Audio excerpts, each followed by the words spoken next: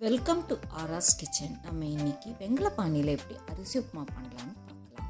என்னோடய சேனல் பிடிச்சிருந்ததுன்னா சப்ஸ்கிரைப் பண்ணுங்கள், ஷேர் பண்ணுங்கள், லைக் போடுங்க.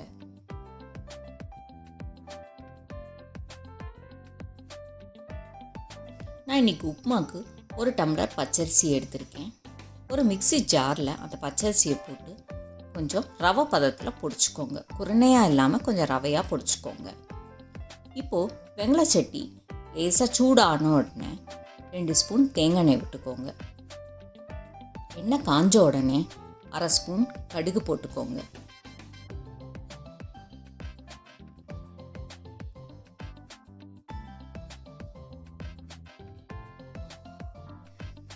கடுகு வெடித்த உடனே 1/2 டீஸ்பூன் உளுத்தம்பருப்பு, அதோட 1/2 டீஸ்பூன் கடலைப்பருப்பு சேர்த்துக்கோங்க.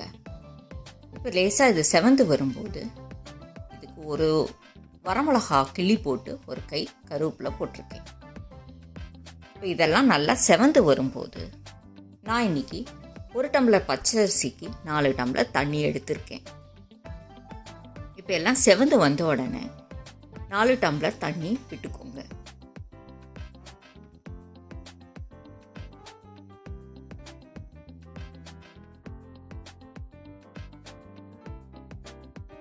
எங்கள் பாட்டி காலத்துல எல்லாம் வெங்கல சட்டியில் மட்டும்தான் அரிசி உப்புமா பண்ணுவாங்க. பாக்கி எல்லா உப்புமாவுமே வடை சட்டியில் பண்ணாலும் இன்னும் அரிசி உப்புமா மட்டும் வெங்கல சட்டியில் தான் பண்ணுவாங்க. உங்கள்கிட்டையும் இது இருந்ததுன்னா ட்ரை பண்ணி பாருங்கள். நீங்கள் இதோட ஃப்ளேவரும் டேஸ்ட்டும் தனியாக இருக்கும் நமக்கு. இப்போ இதுக்கு தேவையான 1/2 ஸ்பூன் உப்பு போட்டுக்கோங்க. அதோட ஒரு மிக்ஸி ஜாரில் 1/2 மூடி தேங்காவை நல்லா கீட்டி போட்டு அதோட 2 வரமிளகா, 1/2 ஸ்பூன் மிளகு, 1/2 ஸ்பூன் ஜீரகம் சேர்த்துக்கோங்க. உங்களுக்கு மிளகு காரம் ஜாஸ்தி வேண்டாம்னா மிளகாவத்தில் ஏற்றிக்கோங்க. இல்லை மிளகு காரம் ஜாஸ்தியாக இருக்கட்டும்னா மிளகாவத்தில் குறைச்சிக்கோங்க. இந்த மாதிரி நல்லா அரைச்சி எடுத்துக்கோங்க. உதிராக இருக்கும். இப்போ தண்ணி தழைச்ச உடனே நம்ம பொடிச்சு வச்ச அரிசியை சேர்த்துக்கோங்க. மெதுவாக கிண்டி கொடுங்க. அடுப்பை சிம்லேயே வைங்க. ஒரு 10லேருந்து 15 நிமிஷம் ஆகும் இந்த தண்ணி வற்றி அரிசி வேகிறதுக்கு. உங்களுக்கு இப்போ 3/4 பதம் வெந்ததுக்கப்புறம் துருவி வச்சுருக்க தேங்காவை அதில் சேர்த்துருங்க. பொறுமையாக தேங்காய் எல்லா பக்கமும் அரிசியோடு சேர்ந்து வர மாதிரி கிளறி கொடுங்க.